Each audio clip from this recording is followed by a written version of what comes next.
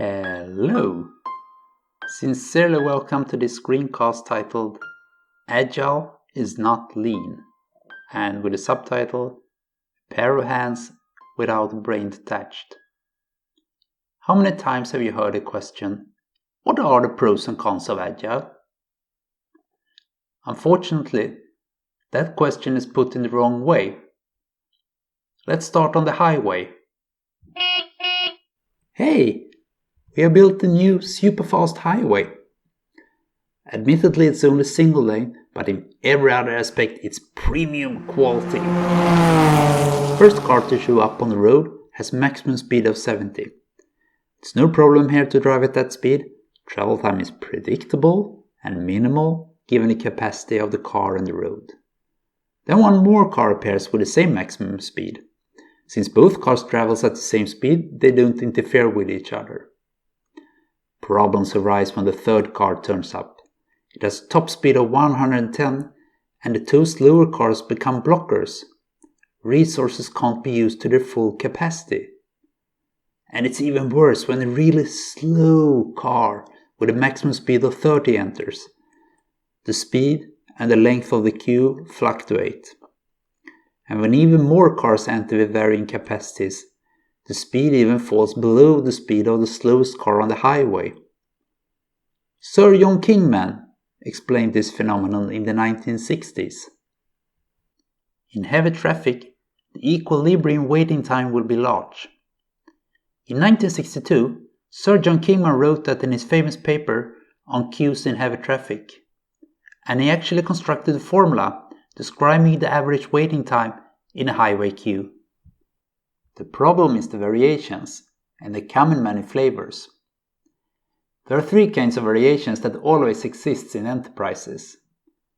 First, the number of orders varies with time. Second, the capacity of all resources varies with time. And third, every order is special. Everyone wants to make their own customized order. When the cars arrive at the highway with varying frequency, the queuing quickly gets frustrating. And it will be even worse when the acceleration capacity varies among the cars and when the drivers are headed to different destinations. It appears as the more we use the resources, the less value we get. Let's visualize this formula in a diagram.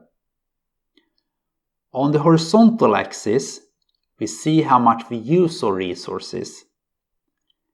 I apologize for sometimes referring to humans as resources in this session. It's only done when describing a view of the world where humans are said to be interchangeable. What I mean in those cases by resources is our computers, our employees, our offices, all the stuff and people we have that help us create value. The vertical axis shows how long we have to wait, or in other words, how fast the refinement into value flows through our system. The higher the waiting time, the worse the flow.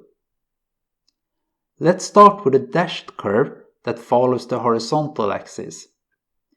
It shows that without variation, we don't need to worry about resources being used too heavily. The more we use the resources, the more value we create. 100% usage gives us twice as much value as 50%. The cars can run at maximum speed when there is no variation.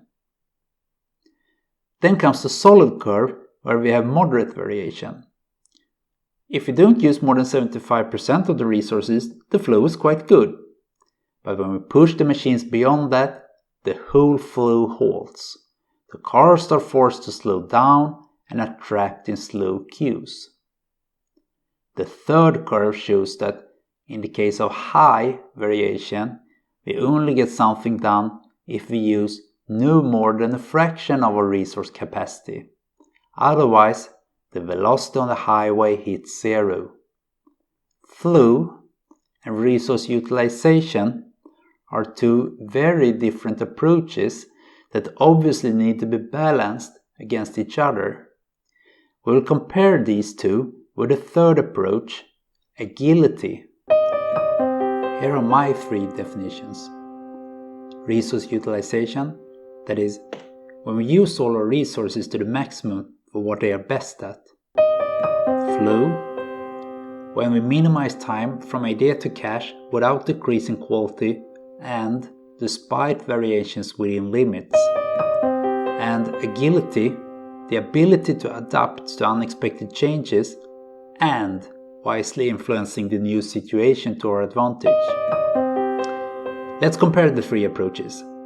Resource utilization, as many cars on the road as possible moving at their top speeds. Flow, cars that actually are on the road reaching the destination as quickly as possible. Agility, the ability to adapt if something unforeseen happens, such as a rock rolling out on the road. No enterprises can do with just one of these 3. We need to find the balance, and above all, understand in what context one approach is better than the others. For the rest of this screencast, these 3 approaches will be referred to as resource, flow, and agility. 3 approaches, each suitable for a special context. When we know exactly what needs to be done, it's time to optimize the usage of our resources. We're exploiting a fail-safe bonanza. We know what is required of us, we have done this many times before, no devastating surprises awaits us, let's just focus on a little puzzle piece. Flow optimization is the best match, however, when we know what to do but have variation within limits. The number of orders varies, the capacity of our resources varies, every order is customized. We must apply systems thinking. The whole is the sum of the parts. Finally, we need agility when things we can't even imagine might happen. We know why we exist, what our purpose is. We also know that our environment will evolve, but up front we have no clue how. All assumptions about ourselves and our environment may need to be revised. Disruptive events can put our existence at risk. We must have complexity thinking. The whole is more than the sum of the parts. Do you remember how Lewis Carroll reasoned back in the 19th century? Would you tell me, please, which way I ought to go from here? That depends a good deal on where you want to get to, said the cat. It was Lewis Carroll who wrote this in his famous 1865 novel. In an enterprise, we make decisions all the time. When should we make decisions, and on what basis? With the resource utilization approach, we make decisions as early as possible to get clarity. We base decisions on calculations about the future, and we follow industry standards. If we want to maximize flow instead, we might defer crucial decisions until they start to influence other decisions.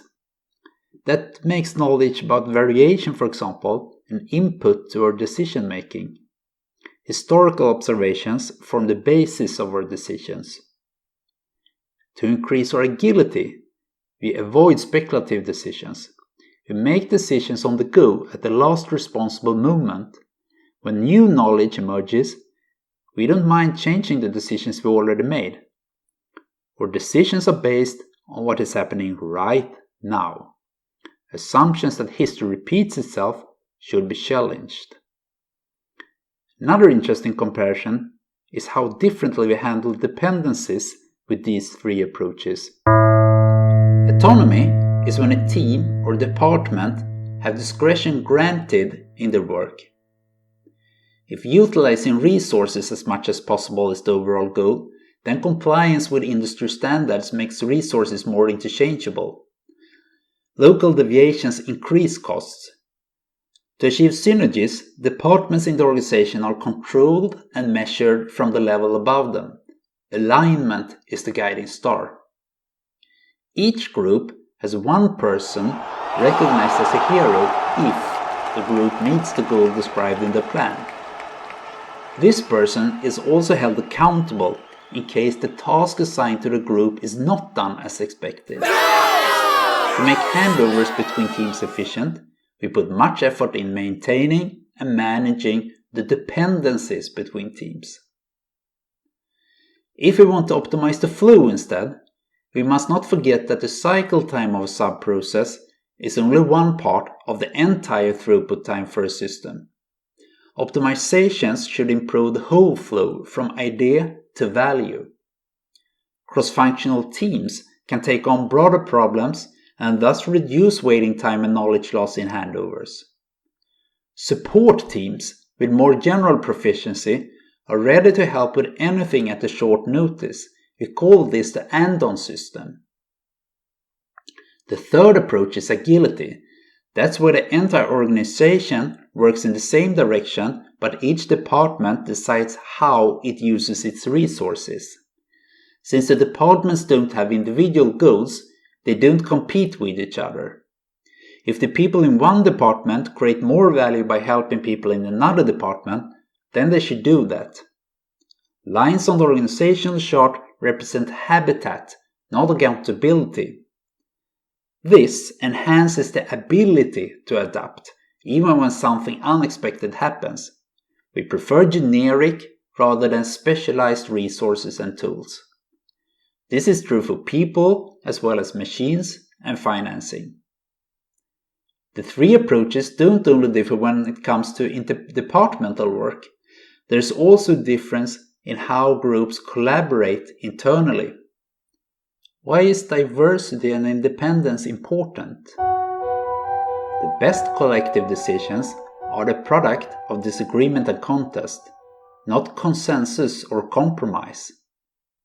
James Surowiecki gave many examples of that in his fascinating book titled The Wisdom of Crowds. It had a subtitle, Why the Many Are Smarter Than the Few, and how collective wisdom shapes business, economies, societies, and nations. Do we want heterogeneous or homogeneous teams and departments? Depends on what problem we are facing. When we repeat exactly the same tasks over and over again, we want to optimize resource utilization. Only through specialization do all resources achieve maximum performance for the tasks. The sum is maximized when the parts perform at their maximum. Departments consisting of one type of specialists create clarity. If, on the other hand, the work varies a lot but within limits, we should keep an eye on flow instead. Handover waste is reduced by cross-functional teams who can take on a broader problem. And, as I mentioned before, we also want generally support teams who can increase the organization's capacity given large variations.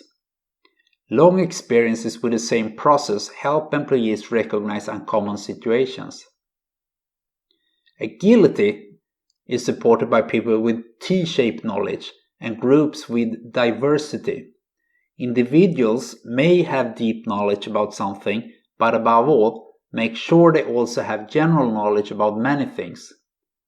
Curiosity about stuff you currently are not working on is king.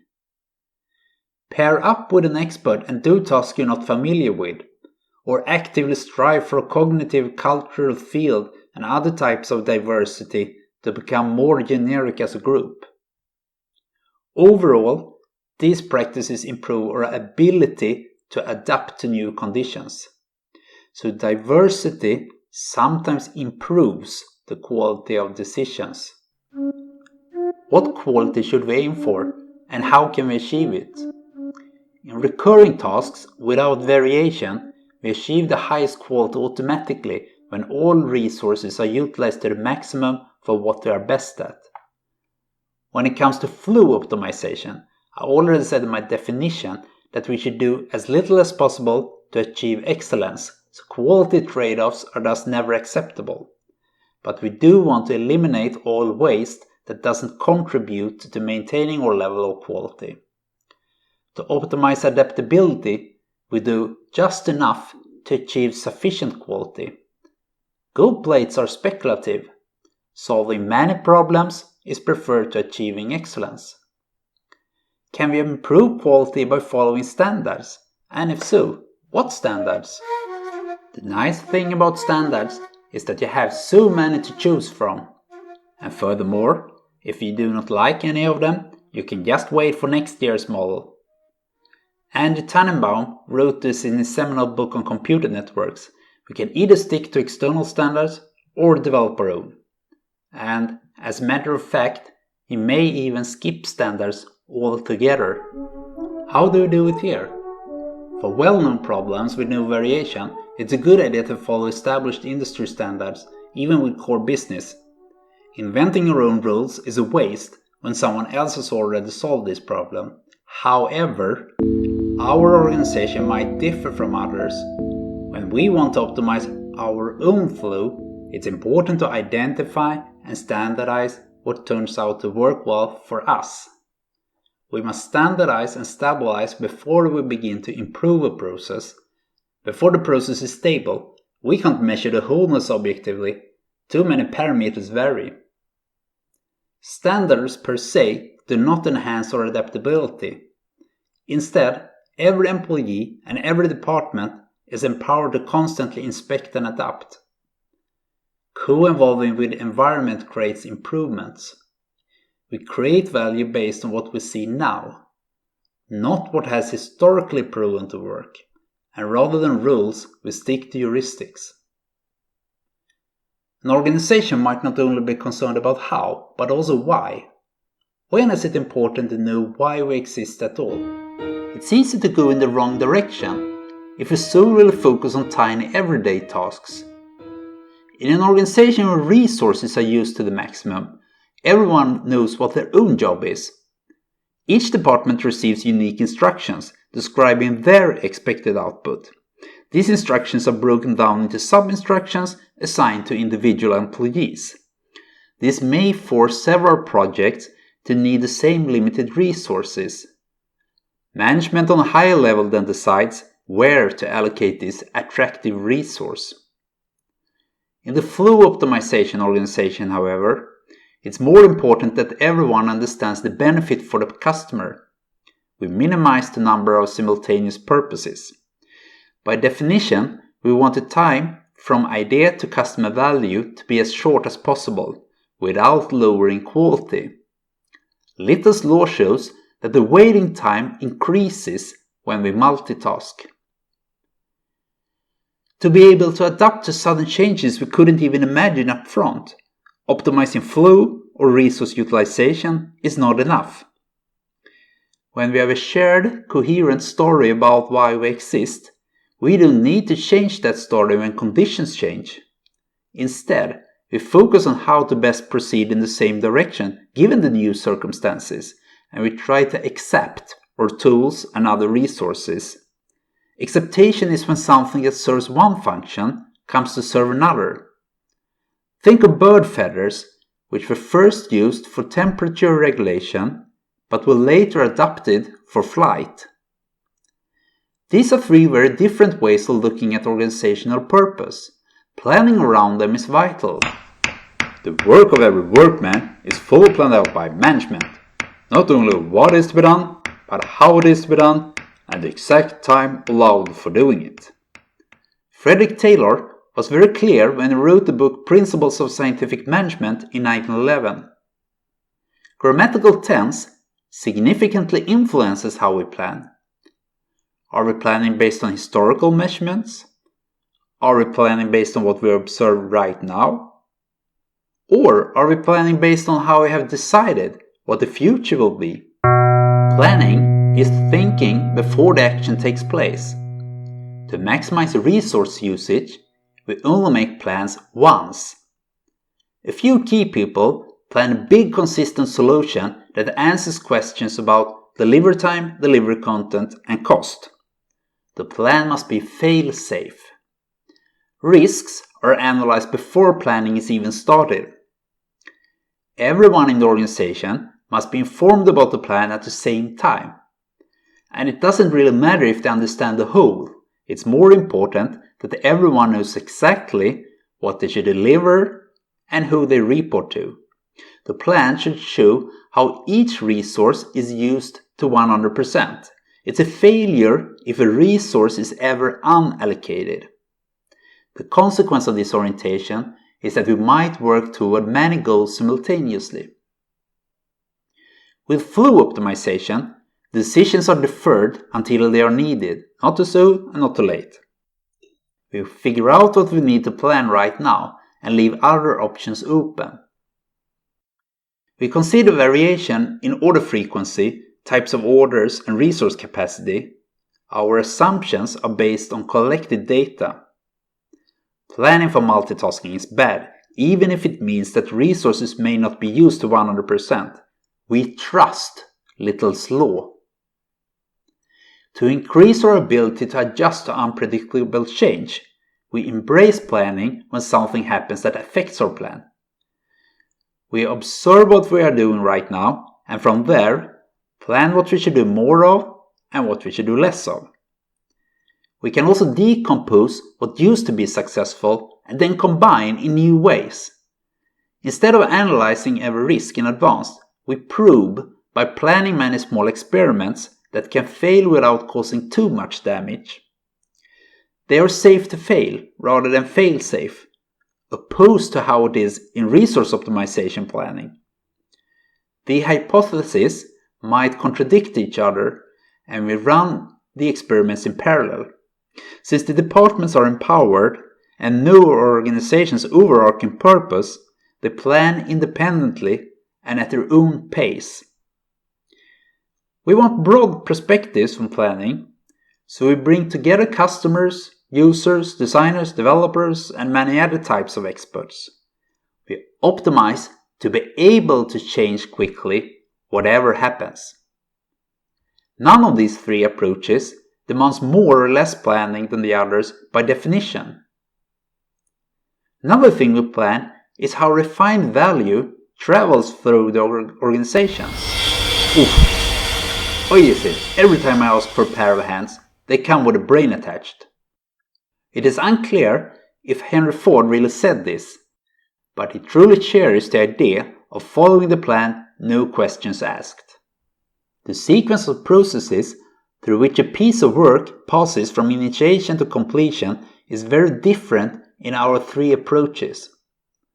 When we know exactly what to do, we have no variation, and we cannot possibly be surprised by new circumstances, then practicing push is king. The work starts when we have decided the who, the when, and the expected output, neither before nor after. The departments are specialized in the parts of the workflow. They receive raw material from the previous one and pass on the refinement to the next. In the end, the final result is shipped in a delivery. When order frequency, resource capacity, or individual order customization varies, then push halts the system. As we saw earlier, Sir John Kingman explained this in the 1960s. The flow must be controlled by pull. Those with needs pull. No work starts before there is a need. The customer is thus an important part of the workflow. Using the metaphor of streams helps us take advantage of mathematics from queue theory when we design our process flow. In both resource optimization and flow optimization, we have an idea of the connection between cause and effect. One difference between them is that with flow optimization, we struggle with variation that fluctuate in ways we can't predict. But what does the workflow look like when the causality relationships can only be understood in hindsight? We have evidence of several contradictory theories, and we don't have time to prove which of them are correct. In that case, the value is better refined in a network, with a roadmap that cannot be designed up front. So the stream metaphor is therefore misleading here. The better the network you have, the more diverse do you get among decision makers. When we ignore evolution in our environment, we easily end up with false statements. Listen to the following, which might sound reasonable. Insanity is doing the same thing over and over and expecting different results. This quote could be found in the 1981 publication from Narcotics Anonymous. It is often attributed to Albert Einstein. Not only is that attribution wrong, but when our environment evolves, the statement itself is wrong. Doing the same thing twice might give us two different outcomes. So what should we focus on? Cutting off context from what we work on is sometimes suggested, but not always. When our overall goal is 100% resource utilization, then each department should focus on doing the task they are assigned, nothing else. And that task should be done as efficiently as possible. Someone else takes responsibility for the whole. If we want a refinement journey from idea to value to be as fast as possible without quality trade-offs, then the whole flow is important, not just each sub-process. The whole is the sum of the parts. We need systems thinking. But if we have open, intangible systems, then the whole becomes more than the sum of the parts. At each level, our system is affected by what happens in other systems. What seemed obvious yesterday is not true today. John Boyd's OODA loop helps us here.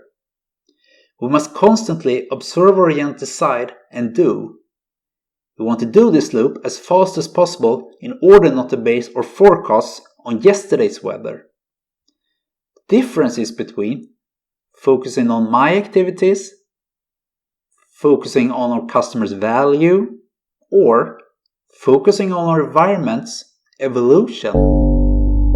Focus is one thing, but what does control and follow-up look like with these three approaches? To optimize resource usage, a carefully selected group of people think, decide, and measure. The rest perform according to instructions. It's a hierarchical chain of command that clarifies who does what, when, and how. Goals are broken down into increasingly small components and are assigned to increasingly small fractions of the organization. Data are collected on compliance with our plan and compliance with industry standards. When we don't get what we predicted, we consider replacing the resources that couldn't meet the goals we planned. In flow optimization, the whole is more important than the parts. We continuously ask ourselves if our customers get excellent quality in the shortest possible time. We control and measure processes, not people. Internal standards are developed from our own experiences, and employees at all levels are encouraged to frankly and continuously challenge these standards. To be able to adapt when disruptive change comes, every part of the organization must continuously observe its environment. The entire organization is as transparent as possible. Curiosity is a word of honor, especially when it comes to corner cases.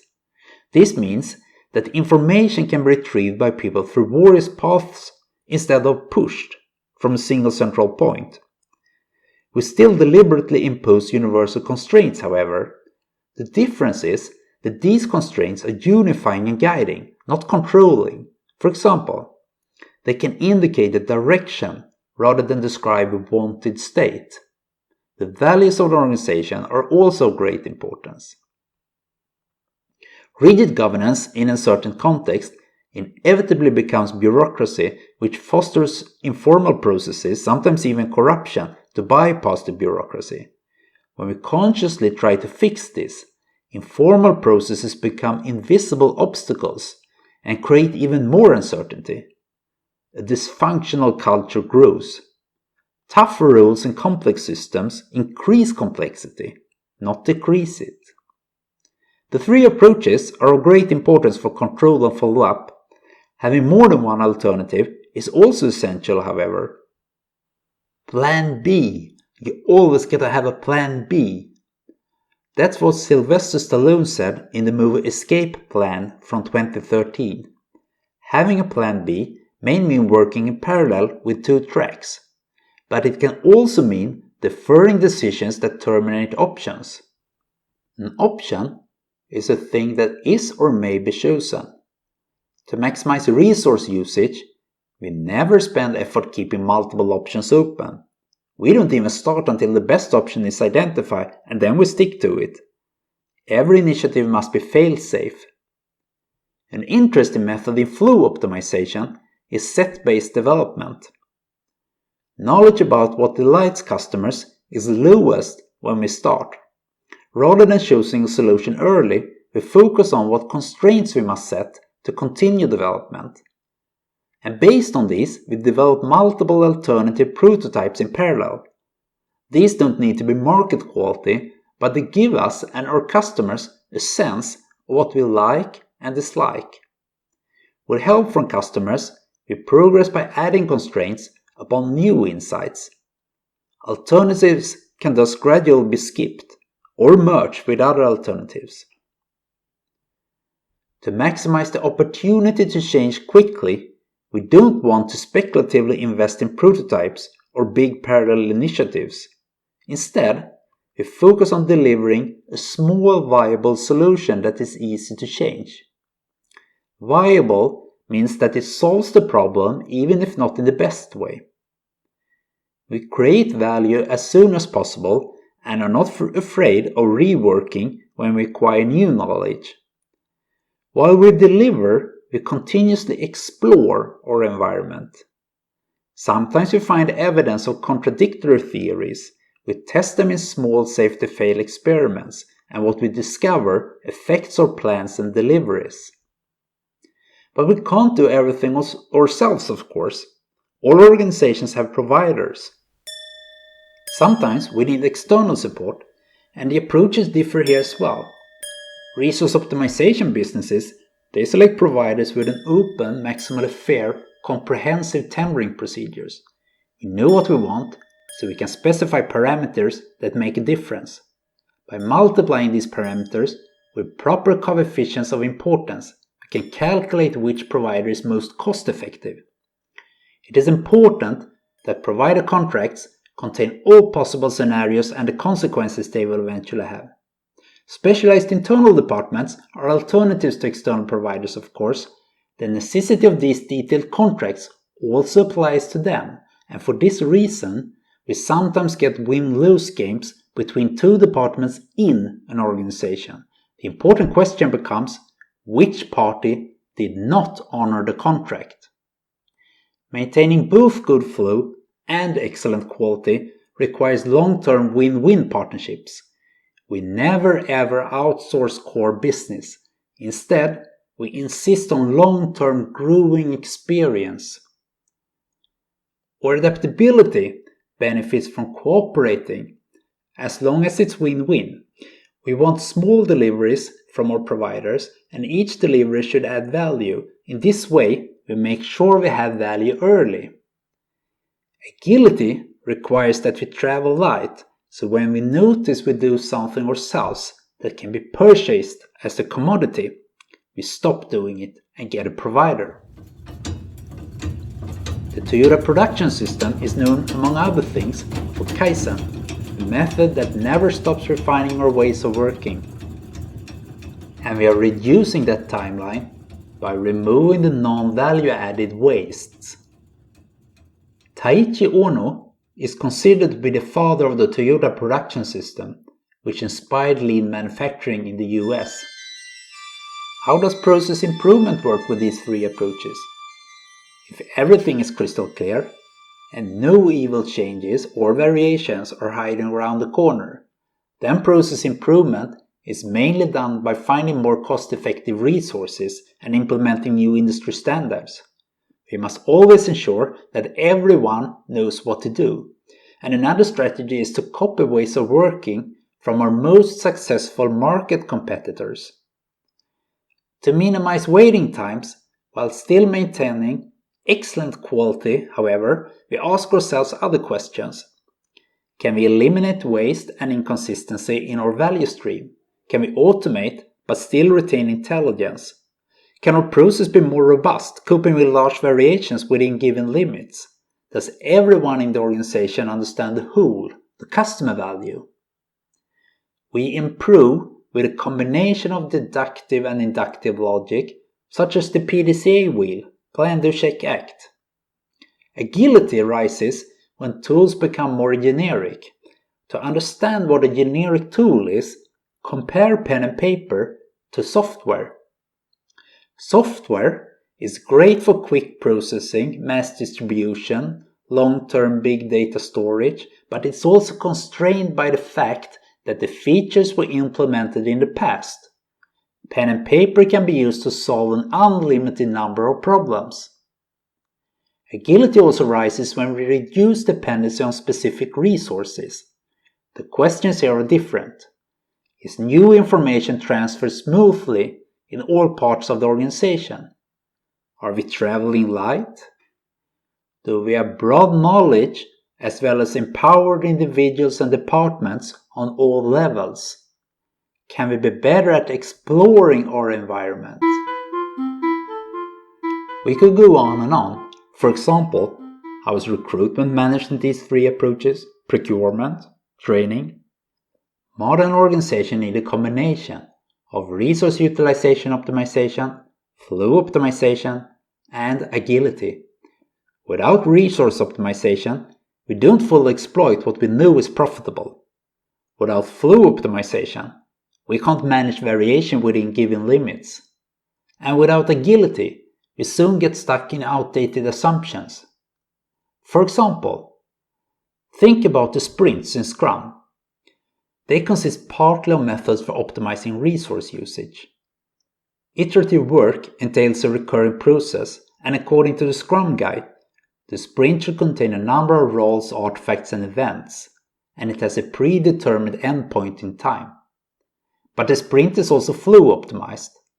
For example, it's implemented by a cross-functional team with shared responsibility, and at the end of each iteration, they review and discuss improvements to their process. The sprint is also designed to create agility. More important than all our tasks is the sprint goal.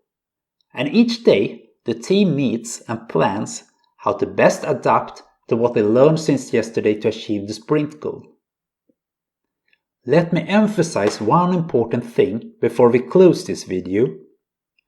You may have noticed that agility is not about change or change management. Planned change is actually resource utilization, sometimes in a good way. However, agility is about creating an ability. It's an ability to adapt when our context changes disruptively in ways we did not expect up front. Let's revisit the definitions one more time. So, here are my three definitions again. Resource utilization, that is, using all resources to the maximum for what they are best at. Flow, minimizing time from idea to cache without decreasing quality and despite variation. And agility, ability to adapt to unexpected changes and wisely influencing the new situation to our advantage. No enterprise can do with just one of these three. We need to find a balance and above all, understanding what context one approach is better than the others. And that brings us to the end of this video. Thank you very much for listening.